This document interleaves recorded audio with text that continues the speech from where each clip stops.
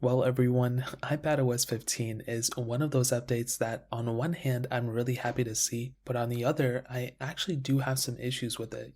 And specifically on these older iPads, as I mentioned before, it's a little bit of a weirder experience. And I think, first of all, one thing I'm happy about is that a lot of the main features are added within iPadOS 15 on all these versions. So even on the oldest iPad supported, which is the iPad Air 2 and iPad Mini 4, which in both cases I've already reviewed on both of them, they experience pretty much the same feature set, which is great. You get widgets, you get all those stuff on the home screen, and you kind of get a redesigned Safari a little bit here and there. But the main issue I have is that one of the cooler features that I saw, which was universal control, unfortunately that is not on these, older iPads. Even on something like an iPad Air 3, I think doesn't get support with it, which is very annoying. These iPads are very capable machines, including, if I'm gonna be honest, the iPad Pro second generation, the 10.5-inch model. That thing is still a beast of a machine, and that also got limited in the amount of features that it has. So that's a very annoying thing. I hate seeing Apple do certain things like that. And with an iPad Pro second gen that has a lot of capability,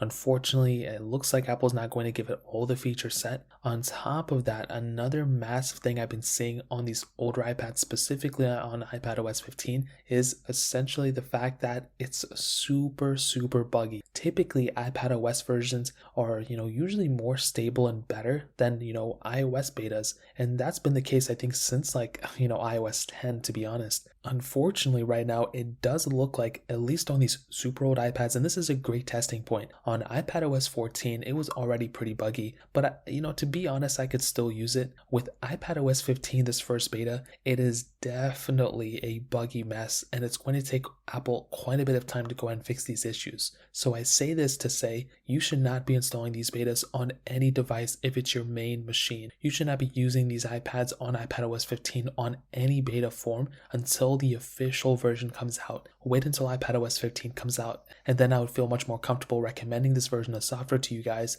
This is a very, very basic beta, and to be honest, if you don't have something like an iPad Pro 4th gen or 3rd gen or something, you're really not going to be able to utilize a lot of these features that are coming out for iPadOS anyway. A lot of these features aren't coming out till the official release, and to be honest, the main reason why I think a lot of more people are going to update is because of universal control and because of, obviously, the home screen widgets, everywhere. Other than that, there's really nothing super crazy that I can think of that you need to go and update to iPadOS 15 right now. Things like split screen multitasking are already there in iPadOS 14, and on top of that, the new little multitasking panel where you can go into your multitasking panel and swipe up on an app and then eventually put on another one, that's still pretty much there on the other version. It's obviously not in the same case, but I would probably recommend you guys to wait. There's a lot of things that are missing, but hopefully due time it'll go ahead and fix in and of itself. So that's essentially it. If you guys have any other questions or anything, let me know in the comment section below. Hit the like button, that would mean so much, but definitely hit that subscribe button. More importantly than everything else, I love every single one of you guys. Hopefully I'll catch you guys in the next video.